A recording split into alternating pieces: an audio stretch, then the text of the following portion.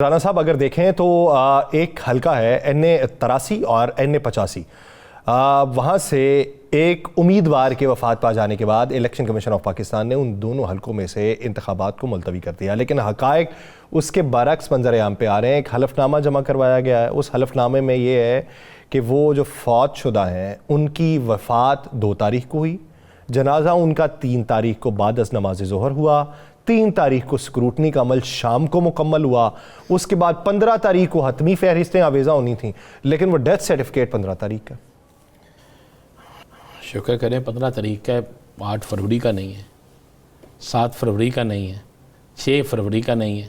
वो यार चले इतने दिन पहले उन्होंने बता दिया। मुझे एक बात बताएं, हम जिस मुल्क में रह रहे हैं यहाँ पे डेथ सर्टिफिकेट जल्दी या लेट बनवाना कोई मसला है? किसी चीज़ को किसी को धोखा देना कोई मसला है? मुझे बता देना, है कोई मसला? लेकिन असल बात यह है कि इलेक्शन कमीशन जो है उसके अंदर है इस वक्त तमाम के तमाम अदारे। वहाँ का जो RO था, क्या उसने तस्दीक की? क्या वहाँ के RO ने चेक किया?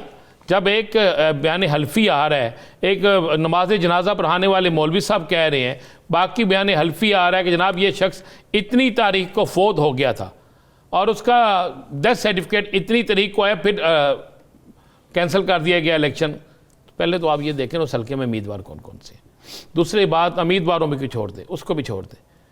ये इतनी बड़ी नाहली जिसने की, जिसने ये सारा कुछ किया और जिस पर फौरी तौर पर कुछ आ गया, तो मुझे बताएं फिर इसकी ज़िम्मेदारी किस पे होती है? मुख्तलका RO पे, इलेक्शन कमीशन के अमले पे, जिसने आगे इलेक्शन कमीशन को ये सारी इतला भेजी। यह साहब इसी तरह होगा ना जी।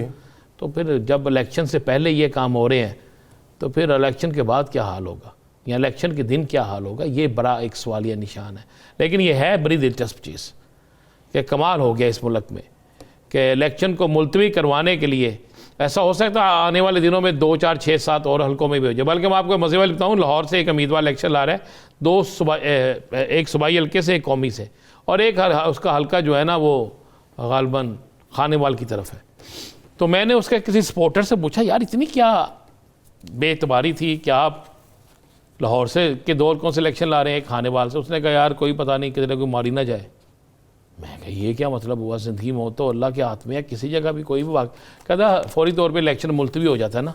तो मैंने तो हर सूरत में इलेक्शन लड़ना और जीतना है, तो इसलिए मैंने इतने तो यहाँ पे बेचारा जो फोत हुआ है उम्मीदवार था, अब आगे सर्टिफिकेट भी कमाल बनाने वाले हैं और फिर उस पर अमल करने वाले भी उससे कमाल हैं। सुना आज मोहसिन शाहनवाज रंजा ने इस पर प्रेस कॉन्फ्रेंस भी की है। मोहसिन शाहनवाज रंजा मेरे ख्याल से NA83 से शायद वही हैं। मोहसिन शाहनवाज रंजा के साथ NA85 से जो उम्मीदवार था उसके साथ बैठ के उन्होंने प्रेस कॉन्फ्रेंस में ये बात की है।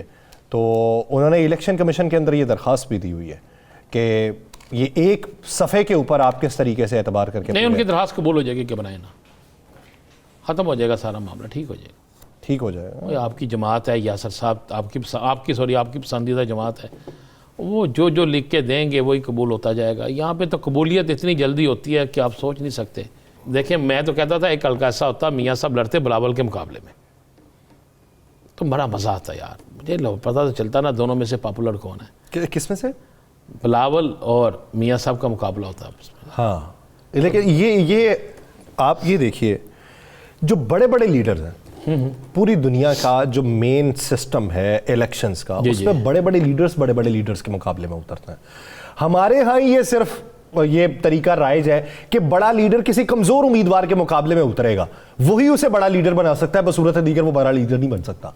ये हमारे यहाँ फिर आप मान लेना आपका कायद बड़ा लीडर नहीं है, तो ये सारे ऐसे यार। वैसे एक बात और है, सारे ही ऐसे हैं। मुझे नहीं सारे, तो मैं क्यों कहूँ सारे? किस तरह सारे हैं अभी बताए ना मुझे, आप बताएं। और यार आप क्या बताएं, आपने तो आप लोग क्या हैं? मुझे एक बात है, मैं आज एक बात करूं, किसी को अच्छा लगे किसी को लगे बुरा, आपको शायद बुरा लगे। तहरीक इंसाफ एक वाह जमात है जिसने मरूसी सियासत को दफन किया है। क्या सरबरा तहरीक इंसाफ का कज़न कोई इलेक्शन लड़ रहा है?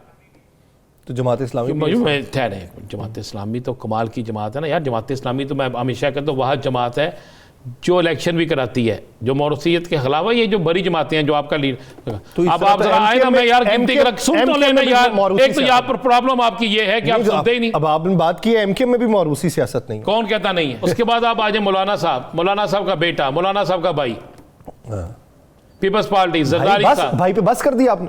यार आपने गवर्नर यार माइनस कर दिया यार। मैं क्या, गवर्नर तो उनका रिश्तेदार है ना, करीबी अजीज है। इलेक्शन जो ला रहे हैं मैं वो कह रहा हूँ यार, सियासत के अंदर अलैक स्लैक होने के नाते, चाहे वो निगरान में हो चाहे अपने हो, बात तो सर रिश्तेदारियां तो ओके रिश्तेदारी। हो गया, आगे आ जाए। देखें मैं नून लीग की अगर मैंने कोई चीज़ सीखनी होती है ना या उनके इत्तेहादियों की, तो यासर साहब मेरे लिए बेहतरीन शख्स जो है ना वो है यासर रशीद, तो मैं उससे सीखता हूँ। ये क्योंकि मैंने मैं अभी आपके पुराने दौर से सीखा हुआ है।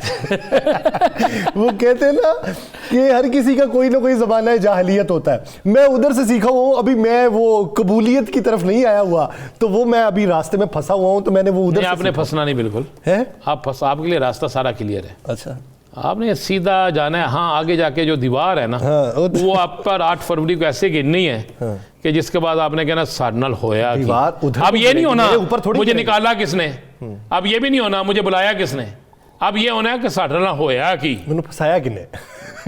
साथ वो तो उन्हें पता है साडनल होया कि। अब ये होना है।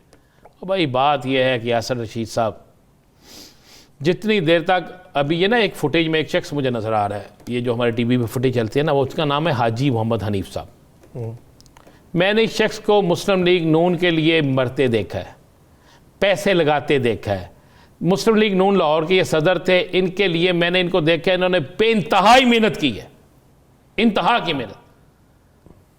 बेचारे टिकट से महरूम हो गए। मैं सोचता हूँ जिस तरह मलिक परवेज़ साहब का बेटा, जिस तरह राना एहसान अफजल साहब, जिस तरह दानियाल अजीज़ साहब, जिस तरीके से आप आज आयशा रजब साहिबा, चौधरी शहबाज अहमद, मतलब उस वो मलक रियाज जिसकी गली में जलसा करने गए। अच्छा, उसको सज़ा क्या मिली है? मलक रियाज को सज़ा ये मिली है कि मरियम साहिबा आपका जलसा करने आई हैं गली में, और जलसा इतना बड़ा नहीं था। भाई अगर जलसा बड़ा नहीं है तो कसूर तो क़यादत का है। फिर क़यादत, इसका मतलब है लोग क़यादत को पसंद नहीं करते, लोग इस क़यादत को मानने के लिए तैयार नहीं है, लोग इस क़यादत को जानने के लिए तैयार नहीं है, लोग इनको वोट देने के लिए तैयार नहीं है। और आप सजा उसकी किसको देते हैं? सजा तो ये बननी चाहिए थी कि क़यादत इलेक्शन न लड़ती, नए लोगों को लाया जाता। आप आ गए हैं, ये तो आपने किया। यानी वो अगर खुद जलसा कर रहा होता और उसके मुकाबले में किसी और उम्मीदवार ने भी जलसा किया होता तो दोनों का तकाबली जायजा लिया जा सकता। मरकजी क़यादत आई हुई है तो जलसा फ्लॉप गया है, तो ये मरकजी क़यादत के अपने एतबार की बात है ना कि लोग किस हद तक कर रहे हैं। हाँ, अल्लाह भला करे। तो फिर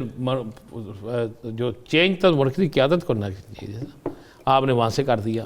और जब आपने इतने लोगों को ये कर दिया, उसके बाद आपने चीचा वतनी में भी यही किया, फैसलाबाद में आपने यही किया, सरगोदा में आपने कई जगहों पे यही किया। उसके बाद आप आ जाएँ, आपने मुल्तान में आपके लोग जो है, कीमती लोग जो थे, राना महमूद, राना सराज, वो लोग थे जो आपके कीमती तरीन लोग थे, वो आपको छोड़ के चले गए। आप कहते हैं, और यासर साहब बड़े खुशी से आप भी चार्ट बना रहे होते हैं 125 पंजाब चो, और 125 क्या आपने पता क्या लिखना है? 125 हल्कों से शिकस्त हो गई। अच्छा, बाकी कितने बचे? चलें 8 फरवरी को देखेंगे इसका नतीजा। इस पर लम्हा बलम्हा हर रोज़ गुफ्तगू होती रहेगी।